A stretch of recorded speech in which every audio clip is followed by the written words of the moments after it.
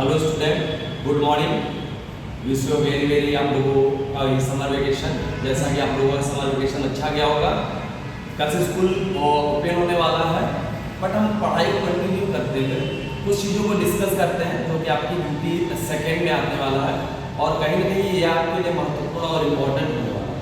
आज हम बात करेंगे फोर्स कि फोर्स होता क्या है, हम फोर्स को किस तरीके से डिफाइन करते हैं और कैसे हम पता चले कि वो हमारा फोर्स है। तो जब हम बात फोर्स की करते हैं, हम कभी बैठे रहते हैं, किसी भी ऑब्जेक्ट को हमने अपनी साइड खींचा या दूसरी साइड को धक्का दिया, या तो मान लीजिए ये तो मेरा मार्कर है, मार्कर एक स्टेबल पोजीशन पे है, मैंने क्या किया इस मार्कर को एक प्लेस से दूसरे प्लेस पे ड्यू टू द फोर्स खिसकाया या दूसरे प्लेस से अपनी साइड लाया, तो हम इसको बोलते हैं फोर्स। फोर्स मतलब पुश या पुल करने की जो कंडीशन होती है, हम उसको फोर्स बोलते हैं। जब आप हायर क्लासेस में जाएंगे तो वहाँ पे फोर्स का जो डेफिनेशन होता है वो मास इनटू एक्सेलरेशन हो जाता है, एक्सेलरेशन ड्यू टू ग्रेविटी की बात हम करेंगे वहाँ पे। तो अभी सिर्फ हमें इतना जानने की आवश्यकता है कि force is the push and pull of any object, किसी भी ऑब्जेक्ट को खींचना अपनी तरफ और अपनी तरफ से दूर भेजना। आप समझ सकते हैं कि आप किसी भी काम को करते हैं, दरवाजे को जब आप खोलते हैं तो आप अपनी तरफ खींचते हैं, फिर आप बंद करते हैं तो उस सामने की तरफ लगाते हैं, तो ये हमारा पुश फोर्स हो गया। लेकिन अगर हम यही दरवाजे का अगर एग्जांपल लिए हैं बेटा, तो दरवाजे को हम एक चीज ये बोल सकते हैं जो हमारा फोर्स है। अगर ये कोई दरवाजा है, मान लीजिए ये कोई एक दरवाजा हमारे पास है, ठीक है, इस रूम में ये कोई दरवाजा, अगर यहाँ पे एक्सिस के थ्रू जब हम उसको घुमाते हैं दरवाजे को अपनी तरफ किस लगता तो फोर्स ही है, बट यहाँ पे एक अनदर इफेक्ट काम करता है जिसको हम बोलते हैं टर्निंग इफेक्ट। हम आगे समझेंगे, फिलहाल हम बात फोर्स की कर रहे हैं। तो सबसे पहले ये जान लीजिए फोर्स क्या होता है। Push and pull of any object. Double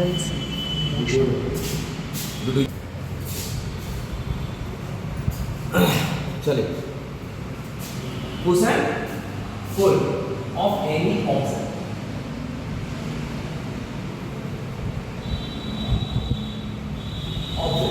किसी भी ऑब्जेक्ट को हम यहाँ पे बोल सकते हैं पुश और पुल मोशन की भी बात होगी, मतलब एक ऑब्जेक्ट को खींचेंगे तो किसी भी मोशन से हमारी तरफ आएगी, ऑब्जेक्ट को बंद करेंगे तो भी एक पर्टिकुलर मोशन से जाएगा, मतलब किसी भी। अब यहाँ पे इफेक्ट ऑफ द फोर्स की बात करते हैं, हम क्या बात करेंगे, इफेक्ट ऑफ द फोर्स की बात करेंगे।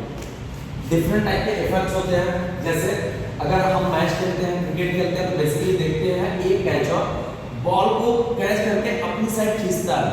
क्यों खींचता है? आप लोग कभी सोचोगे कि हम बॉल को खींच के आगे, जबकि एमएससी जो महेंद्र सिंह धोनी है वो आप देखते होंगे बॉल को कैच करके डायरेक्ट हम स्टंप थ्रू आउट कर देते हैं। क्यों?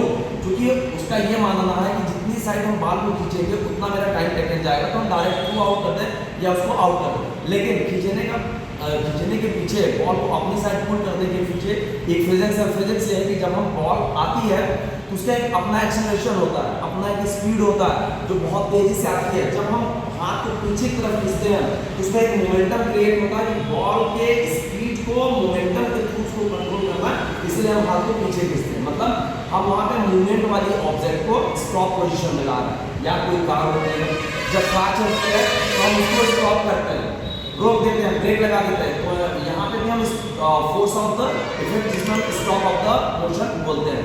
सेकेंड अगर हम बात करते हैं moving object, force can be stop the moving object, force stationary object. मान लीजिए force of stationary object. Stationary word का मतलब ये हुआ कि रुकी हुई चीज, स्टॉप हुई चीजें, रुकी हुई चीजों को मोशन में ला देना, फोर्स के थ्रू उसको एक प्लेस से दूसरे प्लेस की तरफ भेज देना। जैसे ये हमारा हो गया ऑब्जेक्ट, कोई ब्लॉक, इस पे हमने एक फोर्स F लगाया, इसका मान लो मास कुछ भी है, m1 है, m2 है, कुछ भी है, ये किसी सरफेस पे रखा गया है।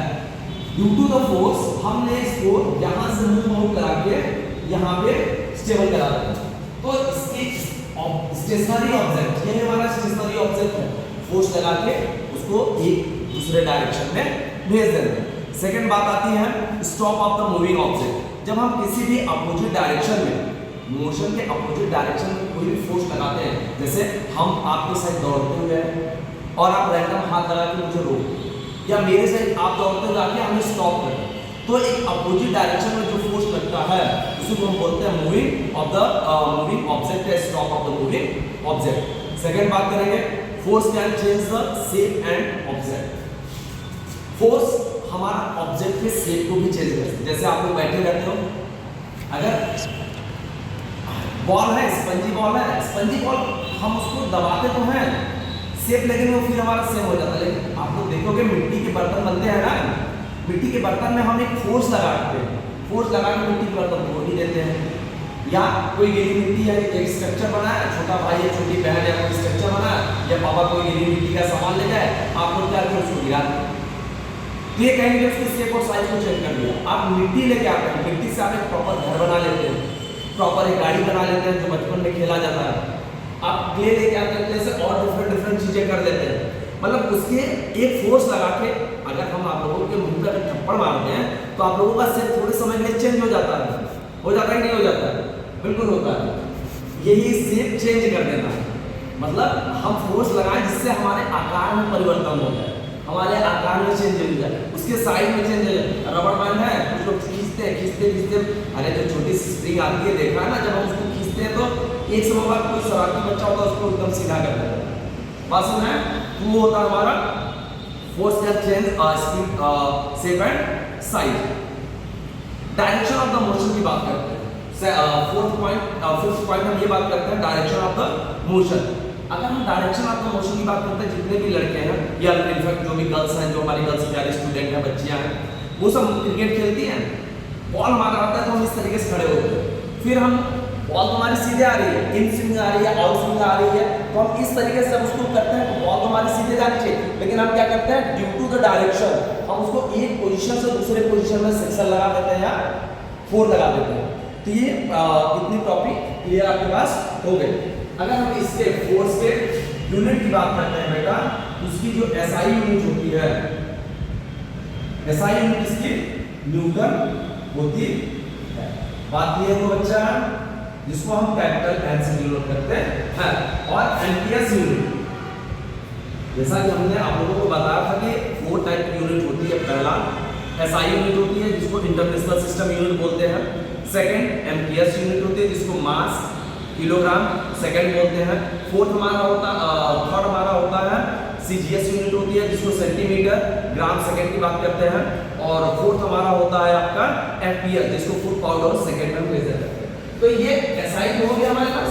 एमकेएस यूनिट की बात अगर हम करते हैं तो अब इसको निकालने के लिए आप लोगों के पास थोड़ा सा इंफॉर्मेशन एक्स्ट्रा होना चाहिए कि m into a होता है, m into a होता है। अब आप बोलोगे सर यहाँ क्रॉस लगाए तो फिर डॉट क्यों लगा दिया? बेटा इसका भी अपना एक अलग लॉजिक है। जब आप 11th 12th में जाओगे तो यहाँ पे एक आता है स्केलर क्वांटिटी और एक होता है वेक्टर क्वांटिटी, तो हम वहाँ उसको डिस्कस कर सकते हैं। तो m मतलब मास।